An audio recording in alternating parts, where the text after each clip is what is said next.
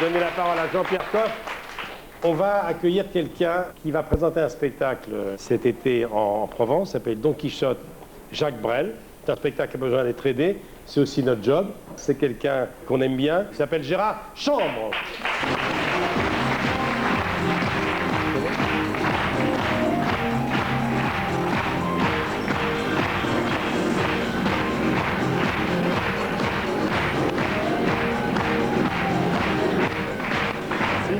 Alors, je rappelle que Gérard Chambre, il a fait des débuts de comédien aux côtés de Georges Wilson, Maria Paco, c'est à l'époque d'Apprends-moi Céline, et puis on l'a vu devant les caméras de Georges Lautner, je me souviens.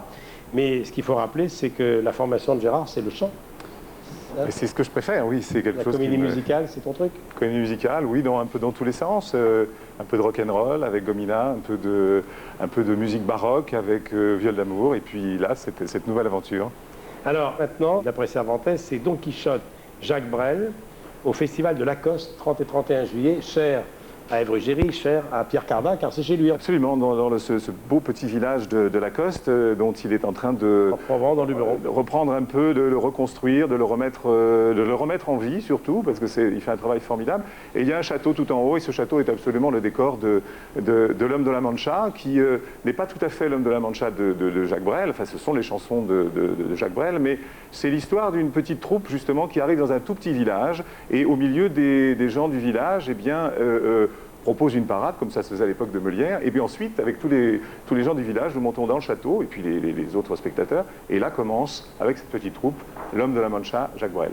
Alors, l'Homme de la Mancha, c'était il y a 40 ans, le 9 octobre 78, sera un anniversaire. C'est un double anniversaire, c'est l'anniversaire de la création, puisque l'Homme de la Mancha a été créé en 68, avec Jacques Brel et Dario Moreno. Oui, Moreno. Et qui, Moreno, malheureusement, n'a pas pu jouer à Paris, puisqu'il est mort quelques jours avant, et c'est Robert Manuel qui a repris le rôle. Et Jacques Brel est mort 10 ans après, donc c'est un double anniversaire en octobre. Double anniversaire, absolument. Absolument. Alors, ce festival a été créé il y a 8 ans par Pierre Cardin, qui est amoureux des belles choses et qui aime les talents. Voilà, et donc tous ces spectacles, qui se déroulent maintenant depuis 8 ans, sont des spectacles assez formidables.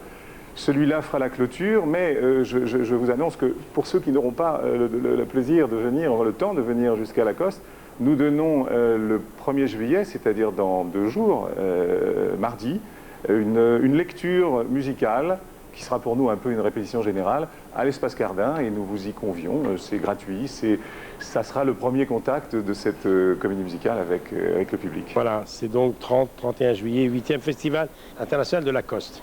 Merci beaucoup. Gérard Chambre. Merci Gérard. Merci. À bientôt. Merci beaucoup.